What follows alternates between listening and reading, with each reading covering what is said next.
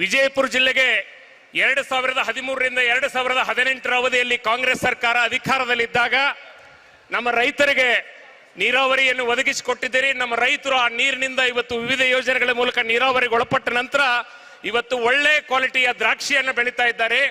ಆ ದ್ರಾಕ್ಷಿಯ ಒಣ ದ್ರಾಕ್ಷಿಯ ಒಂದು ಹಾರವನ್ನ ನಮ್ಮ ಜಿಲ್ಲೆಯ ಉಸ್ತುವಾರಿ ಸಚಿವರಾದ ಸನ್ಮಾನ್ಯ ಶ್ರೀ ಎಂ ಬಿ ಪಾಟೀಲ್ ರವರು ಶ್ರೀ ರಾಹುಲ್ ಗಾಂಧಿ ಅವರಿಗೆ ಹಾಕೋದರ ಮೂಲಕ ಅವರನ್ನ ಸ್ವಾಗತಿಸಬೇಕಂತ ಹೇಳಿ ಕೇಳ್ಕೊಳ್ತೇನೆ. ಶ್ರೀ ರಾಹುಲ್ ಗಾಂಧಿ ಅವರಿಗೆ ವಿಜಯಪುರ ಜಿಲ್ಲೆಯ ರೈತರ ಪರವಾಗಿ ದ್ರಾಕ್ಷಿಯ ಹಾರ ಸನ್ಮಾನ್ಯ ಶ್ರೀ ಎಂ ಬಿ ಪಾಟೀಲ್ ರವರು ಹಾಗೂ ಎಲ್ಲರಿಂದ ಶ್ರೀ ರಾಹುಲ್ ಗಾಂಧಿ ಅವರಿಗೆ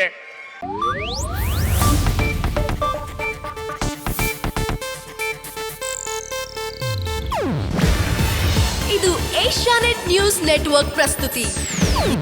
ನೀವು ನೋಡ್ತಿದ್ದೀರಾ ಏಷ್ಯಾನೆಟ್ ಸುವರ್ಣ ನ್ಯೂಸ್.